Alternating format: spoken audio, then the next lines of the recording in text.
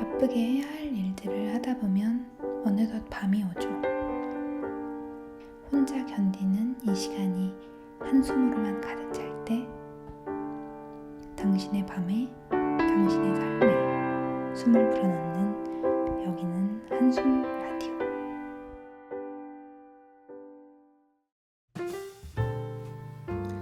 안녕하세요. 여러분에게 숨을 불어넣는 한숨 라디오의 DJ 토마스입니다. 한숨 쉬다 드라마가 아니라 라디오로 찾아와서 여러분들 좀 놀라셨을 것 같은데요. 오늘이 한숨 쉬다의 마지막 방송 날입니다. 아쉽네요. 네. 마지막 회인 만큼 여러분들의 잠 못 드는 여러 가지 사연들을 더욱더 가깝게 나누고자 이렇게 라디오 같은 방식으로 찾아와 봤는데요. 그래서 오늘 야심차게 준비한 코너 바로 한숨 쉬고 싶어요입니다. 예, 며칠간 여러분들의 잠 못 드는 사연을 저희가 모집을 했었는데요. 감사하게도 많은 분들이 사연을 보내주셨어요. 그래서 그 중에서 아쉽지만 3개의 사연을 소개해드리고 이야기를 나눠보고자 합니다. 그러면 한숨 쉬고 싶어요 시작해보겠습니다.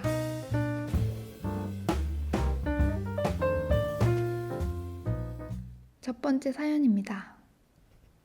저는 글을 쓰고 있는 장수생 입시생입니다. 전문대 다니던 친구들은 졸업해서 취직을 했고 4년제를 다니는 친구들은 졸업반에 가까워졌어요. 처음엔 친구들과 같이 대학생이 되면 모든 고민이 없어질 줄만 알았습니다. 하지만 대학을 들어가도 소설가가 된다는 보장도 없고 소설가라는 직업이 안정적인 직업이 아니기에 고민은 더욱 커져만 갑니다. 그럼에도 소설가의 꿈을 놓지 못하겠어요. 저는 이런 제가 대견하기도 하면서 한심하기도 합니다. 밤에 글을 쓸 땐 어떤 밤은 불타오르고 어떤 밤은 울면서 글을 씁니다. 글을 쓰고 한숨 잘까? 하고 보면 해가 떠 있어요. 밝은 아침에 잠드는 것도 고역인데 오후가 돼서 일어나면 엄마한테 혼이 납니다. 엄마는 항상 저에게 말씀하십니다. 남들처럼 살아야지, 남들처럼.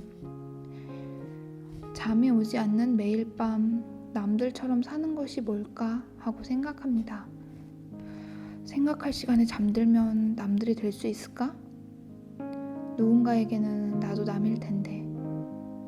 꿈꾸는 밤에 자고 싶습니다. 한숨 그만 쉬고.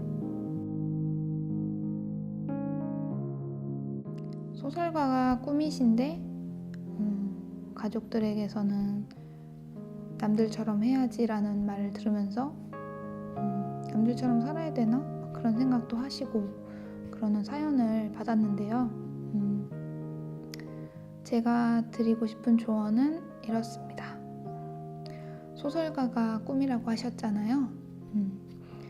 네, 소설가나 작가분들 중에는 소설이라는 게 다른 사람들의 삶과 이야기를 다루는 매체이기 때문에 일부러 더 막 힘든 일도 찾아서 해보고 막 아르바이트도 해보고 오지도 가보고 다양한 경험을 할수록 그런 글의 깊이도 되게 깊어지고 스펙트럼도 넓어진다고 생각이 돼요.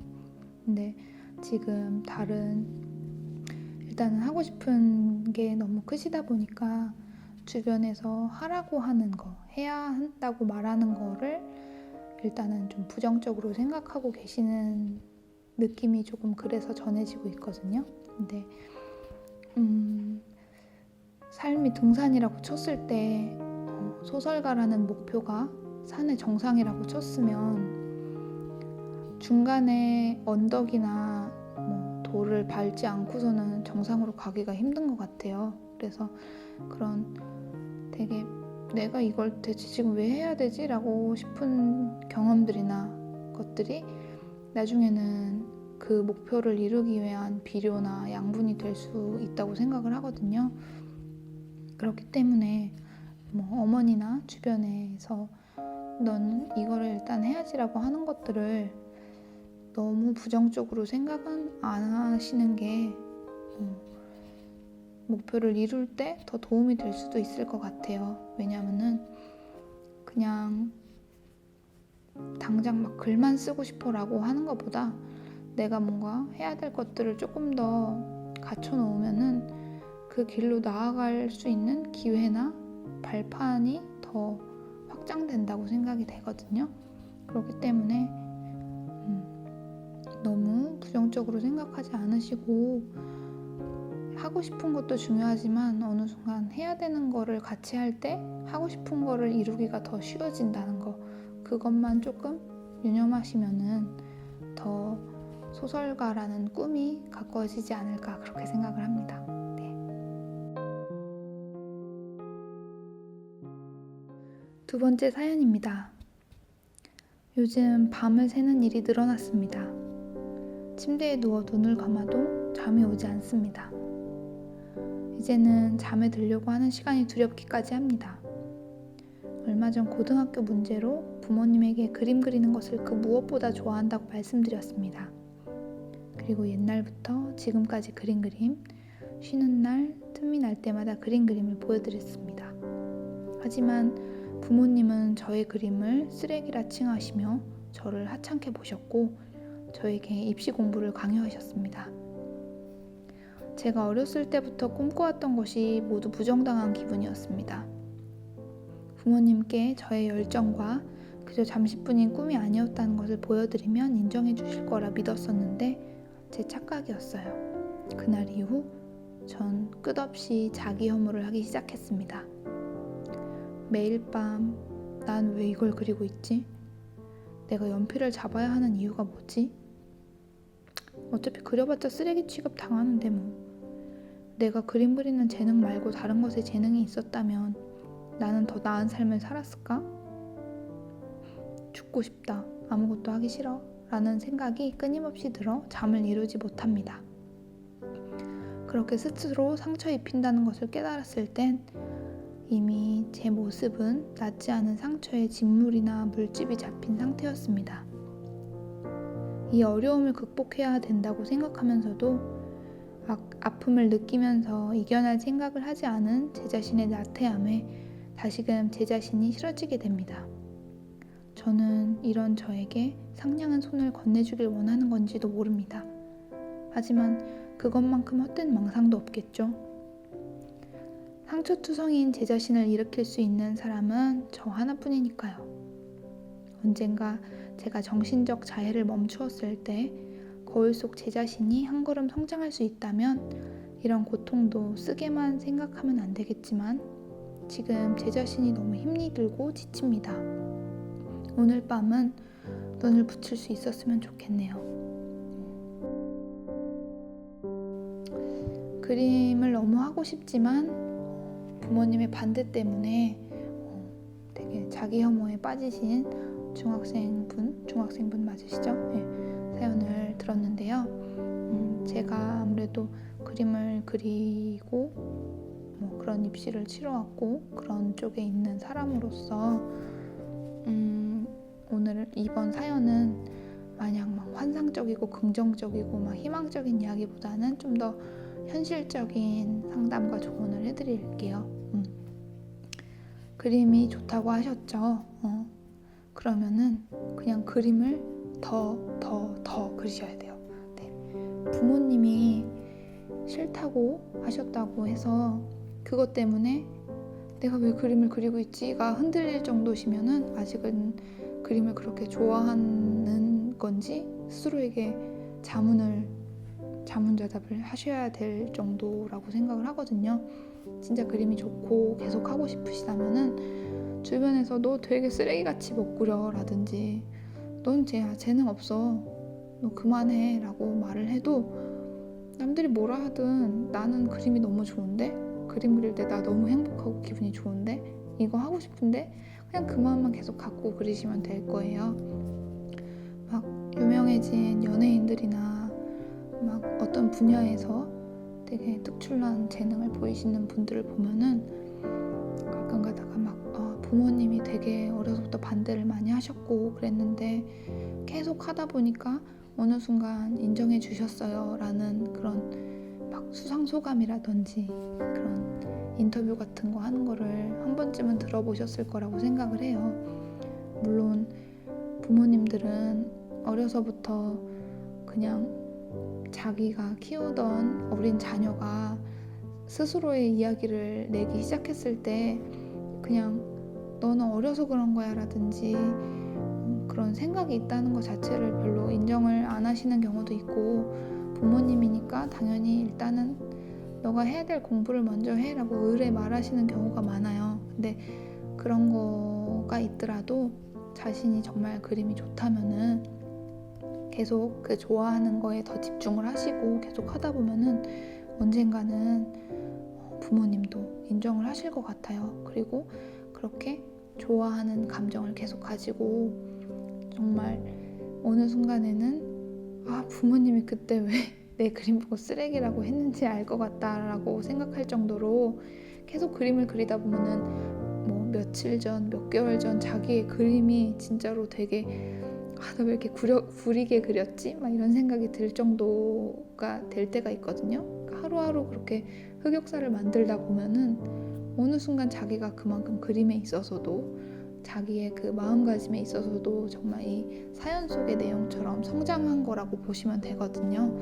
그렇기 때문에 지금 당연히 어리시고 진짜 막 대가 그림으로 유명한 사람들에 비해서는 정말 아직은 누가 봐도 그래? 쓰레기라고 볼 수도 있지 이런 수준일 수도 있어요. 정말로. 그치만 그 쓰레기가 나중에 갈고 닦아서 보석이 될 때까지는 정말 많은 시간이 걸리거든요.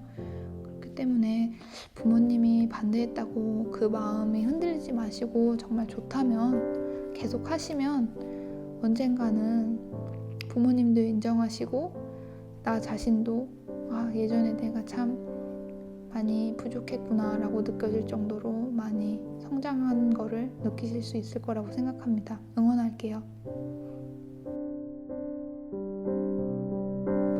자, 이제 마지막 사연입니다. 네. 안녕하세요. 평소 토마님 ASMR을 즐겨보던 팬이에요. 제가 잠 못 드는 이유에 대해서 얘기해 볼게요. 저는 30을 곧 앞둔 나이지만 아직 백수예요. 제 주변 친구들은 대기업이나 공무원 시험에 많이 합격해서 한참 일하고 있죠. 저는 사실 제 친구들보다 스펙에서 밀리지는 않아요. 오히려 압도하죠. 하지만 저는 다른 꿈이 있어서 취업 생각은 하지 않았어요. 변호사가 되어서 제가 가진 능력을 펼쳐보고 싶거든요. 그래서 대학을 졸업하고 로스쿨 입학시험을 준비 중이에요. 수능처럼 1년에 한 번 리트라는 시험이 있고 이후에 면접도 봐야 돼서 좀 부담이 커요. 사실 작년에 도전했다가 1차는 통과했지만 2차 면접에서 탈락했거든요.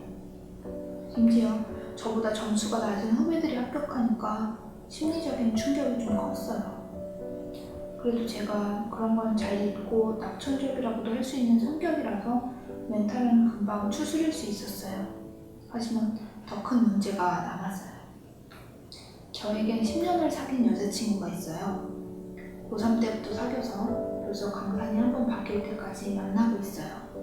군대 2년도 기다려주고 제가 1년간 어학연수, 6개월간 교환학생을 다녀왔을 때도 믿고 기다려준 말로는 표현하지 못할 만큼 정말 고마운 사람이에요. 여자친구는 3-4년 전부터 결혼을 하고 싶어 했어요. 제 여자친구는 안정된 가정을 꾸리고 빨리 아이를 갖고 싶어요. 문제는 여자친구는 대기업 중에서도 손꼽히는 곳에서 벌써 대리를 달고 일하고 있지만 저는 앞서 언급했듯이 백수라는 점이에요. 그래서 결혼 자금 모아둔 것도 없어요. 또 로스쿨에 입학하게 되면 3년간 돈을 벌기는커녕 학비, 생활비에 셀 수 없는 돈이 제 주머니에서 썰물처럼 밀려나갈 거예요. 그럼에도 불구하고 여자친구는 로스쿨 합격하면 그해 결혼하자고 얘기를 해요. 저도 그러고 싶어요. 또 다행스럽게도 여자친구 부모님이 제 사정을 아시지만 결혼을 허락하셨어요. 저희 부모님은 두말할 것도 없이 환영하시고요.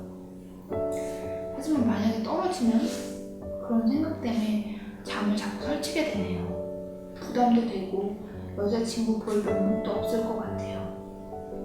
나이는 한 해 한 해 피할 수도 없이 늘어만 가는데 여태껏 아무것도 이런 게 없다는 생각에 자괴감에 금방 빠지게 돼요.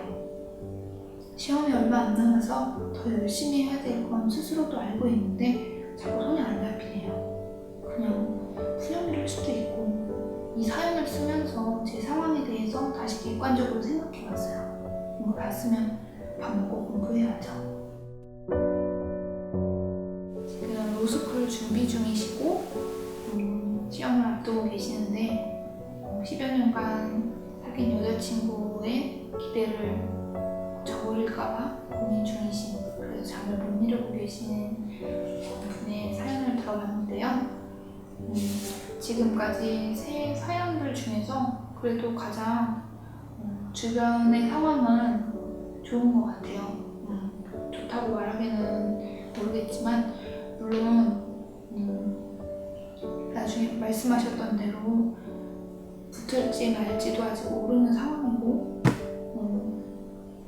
그 이후에 돈도 많이 나가고 그런 장애물이 생길까봐 두려운 상황 때문에 고민이 되시겠지만 여자친구도 진짜 10년씩이나 기다려주시고 심지어 그 제일 반대가 심할 것 같은 여자친구 부모님들, 원래 뭐 이런 거 보면은 드라마 같은 데 보면은 그런 상대방 부모님들이 반대하는 그게 제일 힘들잖아요. 근데 여자친구 부모님께서도 되게 너무 이해를 해주시고 부모님도 좋게 생각해주시고 주변에 좋은 분들이 많은 되게 인복이 많으신 분 같으시긴 하네요. 네. 그렇지만 아무래도 그런 기대가 큰 상황인 만큼 부담이 많이 크실 거라고 생각이 되네요.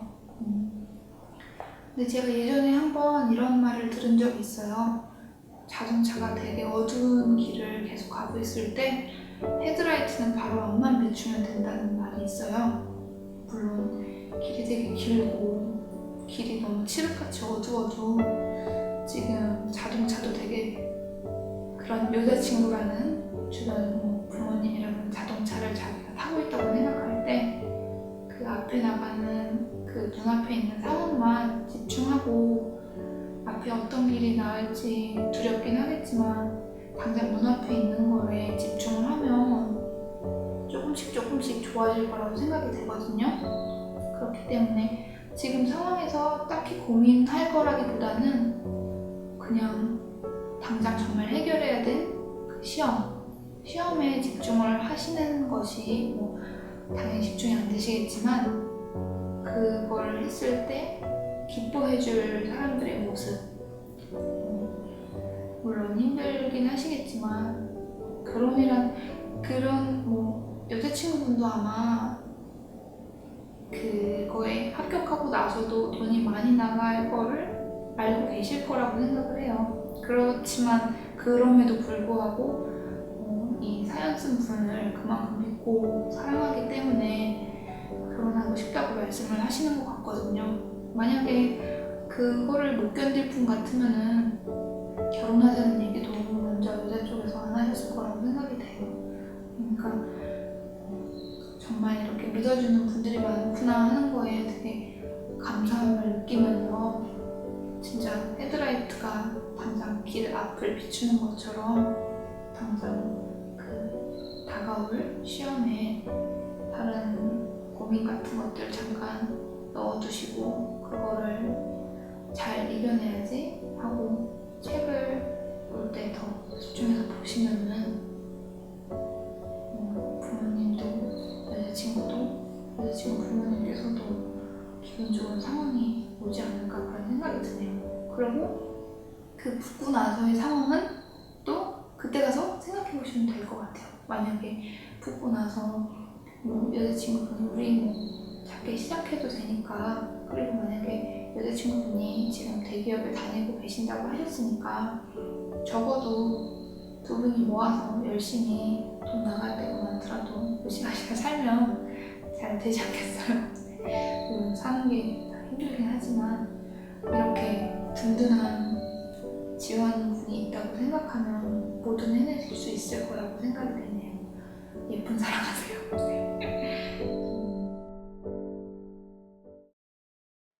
지금까지 잠 못 드는 여러분들의 사연을 다 나눠봤는데요. 이제 어느덧 마지막 인사를 해야 될 시간이 된 것 같아요. 제가 이 한 달 동안 이분들 한숨 쉬다 여러분들을 만나게 돼서 이런 좋은 기회를 가지고 촬영을 하게 됐었는데 출연 결심을 한 이유는 제가 집이 너무 시끄럽고 여러 가지 일도 바쁘고 그런 건강상의 이유나 이런 것들로 인해서 ASMR을 많이 못 찍고 있었어요. 그랬는데 이제 그래도 이분들 사연을 들었을 때 잠 못 드는 분들을 격려하고 도와드리고 싶다 이런 그 취지가 되게 저의 그런 ASMR 그런 취지하고도 일맥상통한다고 느꼈었고 제가 그런 ASMR을 못 찾아가는 대신에 이런 걸로라도 여러분들을 격려하면은 좋지 않을까 이런 생각 때문에 촬영에 임하게 됐었거든요. 그렇게 해서 촬영을 이제 본격적으로 시작을 하고 총 6번 정도의 촬영을 진행하는 동안 되게 많은 걸 느꼈어요. 처음에는 그냥 대학생분들과 함께 작업을 한다는 게 되게 어색하기도 하고 이제 회사 생활을 저는 한 지가 8년, 9년 차였는데 되게 옛날에 대학생 때 저도 과가 영화 쪽 과라서 그때 생각이 좀 날려나 이런 생각 때문에 같이 재밌게 하고 싶다 이런 생각을 했는데 하면서 진짜 제가 더 많이 배운 것 같은 느낌이 많이 들었어요. 뭔가 이런 촬영할 때마다 그냥 직장 생활을 하다 보면은 뭔가 요령이 되게 많이 생겨서 나한테 그냥 이득되는 거 정도의 최소한의 노력만 하면서 그냥 이 상황을 넘어가야지 뭐 이런 식으로 생각할 때도 있었고 그냥 쉬고 싶다 막 이런 생각들도 많이 들고 그랬는데 막 되게 힘든 상황 되게 막 뭔가 다 이렇게 충분하게 갖춰지지 않은 상황 안에서도 되게 막 고군분투하시고 날씨도 정말 더운데 되게 여러분들이 막 다 같이 땀을 흘려가면서 더워서 막 촬영에 소리가 들어갈까봐 다들 찜통에 있다가 막 쉴 때는 다들 부채질하고 힘들어하면서도 웃음을 잃지 않고 그 원래 메시지를 전하고 싶어서 노력하는 모습 같은 걸 보면서 아 그래 나도 대학생 때 어렸을 때 더 어린 막 고등학생 때는 뭔가를 위해서 이렇게 되게 땀 흘리고 어떻게 보면은 누가 보면은 그거 너한테 직접적인 도움이 안 될 텐데 왜 해? 막 이런 상황이 될 때도 나는 되게 열심히 했었던 것 같은데 이런 생각이 많이 들더라고요. 그래서 그냥 진짜 뭐 잠 못 이루는 분들을 위해서 하는 거긴 한데 더 오히려 그 깨어있는 것 같은 에너지, 열정 같은 거를 보고 있다는 게 저한테는 되게 도움이 많이 됐던 것 같아요. 그래서 이런 내용들을 다루면서 되게 시간이 촉박해서 어쩔 때는 편집도 동시에 하시고 그러면서도 막 대본도 준비하시고 정말 시간이 많이 부족하셨을 텐데 그때마다 좋은 이야기, 다양한 잠 못 드는 사연들 다루려고 노력하시고 연출에도 신경 써주시고 촬영하고 나서도 정말 시간이 부족한데도 편집해 주시느라 업로드 하시느라 고생하셨던 많은 스태프분들 우리 이 스태프분들과 함께 했던 그런 것들이 되게 나중에는 기억에 남을 것 같아요. 나중에도. 그래서 아무튼 짧은 시간이라면 짧고 긴 시간이라면 긴 시간 동안 그래도 어떻게 이렇게 찾아와서 영상을 봐주신 분들 너무 감사하고요.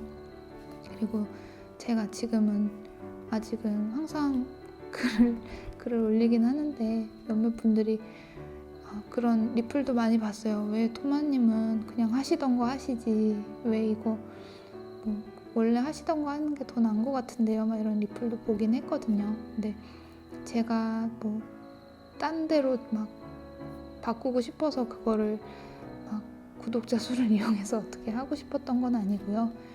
그냥 제가 지금 피치 못할 사정으로 집에서 촬영을 못하는 와중에 그래도 격려를 드리고 싶었다는 제 마음은 조금 이해를 해주셨으면 좋겠고, 저도 이제 이사도 가고 좀 상황이 좀 나아지면 다시 ASMR로도 찾아뵙고 싶고 그러고 싶네요. 다들 잠 못 이루지 마시고 항상 잠을 주무시고, 그리고 잠을 못 이루시면 어떻습니까? 잠을 못 이루는 동안 그래도 꿈을 꾸고 있다는 분들이 많다는 거를 알고 있어요. 다들 힘들겠지만, 고민이 많이 돼서 잠이 못 들 때도 있겠지만, 그게 다가 아니라 그게 다 어느 순간 나중에는 되게 좋은 시간들이었음을 알고 한숨 돌리면서 사셨으면 좋겠습니다.